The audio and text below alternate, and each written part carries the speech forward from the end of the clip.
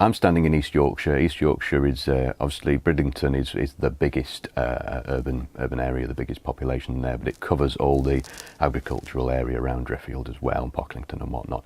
A big issue, probably the biggest issue in that area is fracking, because that's been licensed by government to extract shale gas from the rock underground, and the threat to that is that when you're drilling for shale gas, you do get gas out, but it goes through the chalk aquifer. People from villages around Rudston, I guess, Burton Fleming, that sort of thing, we're familiar with the Gypsy Race River, for example, that goes through Bridlington as well.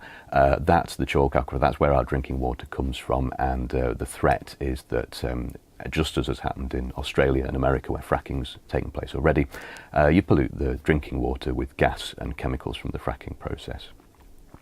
So that's the main big issue. The Greens are anti-fracking, always have been, and the Conservative Party, who's in power at the moment, are pro-fracking, and in their manifesto they intend to progress with more fracking and licence more areas. That's the main issue. But the Greens have got policies on everything else as you'd expect from a major political party.